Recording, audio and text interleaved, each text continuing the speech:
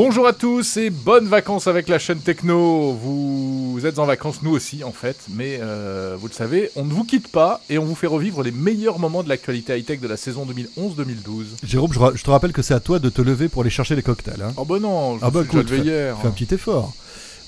Bon, tout ça pour vous dire que début janvier, eh bien, nous avions découvert pratiquement en avant-première la box de Bouygues Télécom qui était très intéressante parce qu'elle proposait pas mal de nouveaux services, notamment le cloud gaming, et ça nous avait tapé dans l'œil, hein, rappelle-toi. Tu veux quoi, saumon ou De quoi, le cocktail? Ouais.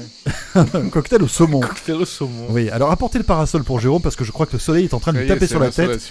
Il commence à dire n'importe quoi. Alors moi, ce que j'aime bien dans cette vidéo, c'est le début. Comme c'est en janvier, moi j'ai un blouson, si vous voulez. Ah oui, c'est vrai, vous allez voir, c'est pas du tout la même ambiance que... Et au mois d'août, regardez François Sorel avec un blouson, c'est quand même assez jouissif. Le contraste. L'actualité high-tech au quotidien, c'est sur la chaîne techno.tv. On va pas vous faire un reportage sur les églises, non, c'est pas notre job. En revanche, en plein cœur de ce quartier, ici à Saint-Germain-des-Prés, Bouygues Télécom a décidé aujourd'hui de présenter sa nouvelle box, sa B-Box, avec plein de techno nouvelles, et notamment le cloud gaming qui va peut-être révolutionner le jeu vidéo. On découvre ça tout de suite.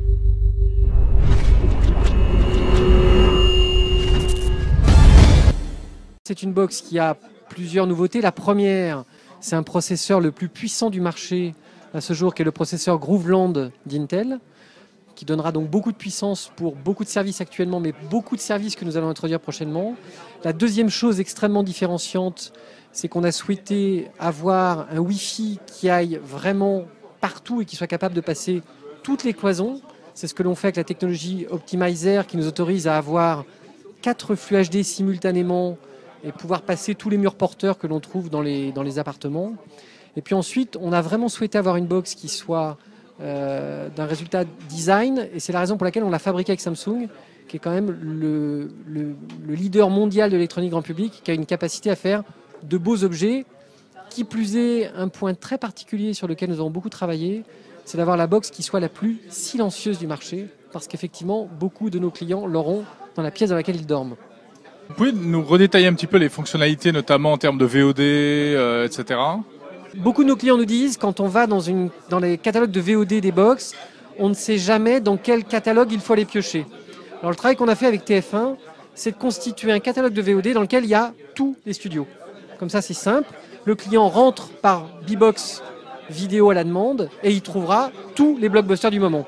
Ils sont tous en son, enfin chaque fois que c'est disponible en éditeur, ils seront en son DTS 5.1, très majoritairement en haute définition, et vraiment avec l'ensemble des blockbusters du moment pour que l'on puisse recréer l'expérience du cinéma dans le salon de nos clients. Un mot sur le jeu vidéo aussi, puisque vous martelez que cette box est une console de jeu et qu'on pourra jouer à tous les grands hits du moment qui sont disponibles sur console. Alors ça, c'est un accord qu'on a passé avec une société qui s'appelle Playcast, qui elle-même a négocié les droits avec les principaux éditeurs de jeux, et ça nous permet effectivement d'avoir tous les hits du moment, pas des ersatz, les vrais jeux. Pour les FPS, c'est vraiment les jeux comme Assassin's Creed, Call of Duty, des jeux également comme Sonic.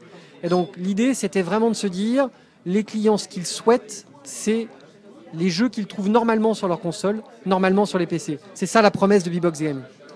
Tous les jeux de qualité de Call of Duty qu'on a eu en 2011 tournent sur la B-Box parce qu'en fait on traite sur des processeurs, sur des serveurs à distance, on traite directement les jeux, on calcule les jeux, on envoie un flux vidéo ensuite vers la télévision. Donc la problématique simplement ce sera plutôt de savoir combien on aura de streams par serveur pour voir quelle économie on aura par serveur. C'est ça qui est en jeu. C'est-à-dire qu'en fait le jeu ne sera pas opéré dans la box, il sera opéré sur des serveurs et c'est simplement l'image qui arrivera sur la télé? C'est exactement ça, c'est que le jeu il est complètement opéré sur des serveurs à distance avec des serveurs très particuliers, d'une grande puissance, une technologie qui est optimisée.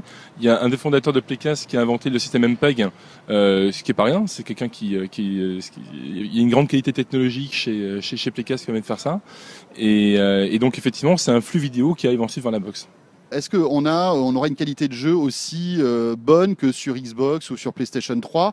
Parce qu'on peut imaginer que si les jeux sont sur des serveurs distants, on aura peut-être du lag ou des temps de latence. Il y a deux choses qui nous paraissent importantes. La première, c'est que les gens puissent avoir un gamepad pour pouvoir jouer. Donc on ne voulait pas d'un partenaire qui ne fournisse pas un gamepad aux joueurs, parce que jouer avec une télécommande, c'est pas possible. Et donc c'est le cas. Bouygues Telecom fournit donc un gamepad à tous les gens qui sont abonnés à la Bbox en session et à tous les gens qui vont s'abonner au service. Et le second point important, c'est la latence. Et pour la latence, évidemment, on fait énormément de tests. On a un service qui est déjà live au Portugal et à Singapour, dans lequel il n'y a pas de remarques particulières sur la latence. Et je pense qu'aujourd'hui, on a la meilleure technologie permettant d'avoir le minimum de latence possible. Voilà pour ce coup d'œil sur la future Bbox. Alors vous avez vu en réalité peu d'images, hein. On ne sait pas exactement encore dans le détail à quoi va ressembler l'interface de cette Bbox. On sait seulement que par rapport à des concurrentes, il n'y aura pas de Blu-ray, il n'y aura pas de navigateur internet. C'est un choix. En tout cas, elle sort très bientôt. Au printemps prochain, on aura donc l'occasion d'en reparler.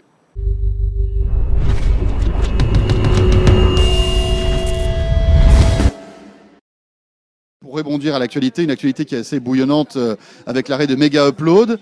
Quelle est la réaction justement de Bouygues Telecom sur ce sujet? Alors écoutez, Bouygues Telecom, nous ne sommes qu'un transporteur qui applique les lois. Donc quand on a l'obligation de rendre des comptes à Adopi, nous le faisons. Ce que je peux vous dire par exemple qui est amusant, l'anecdote, c'est que l'arrêt de Mega Upload a provoqué une baisse des flux sur les réseaux de façon extrêmement significative, puisque le lendemain de la coupure de Mega Upload, le trafic a baissé de plus de 10% sur l'ensemble du réseau fixe, ce qui est assez énorme. Ce qui montre qu'il y avait quand même encore beaucoup d'utilisateurs de ce genre de site. 10% en l'espace de 10 heures, c'est énorme. C'est 12% précisément.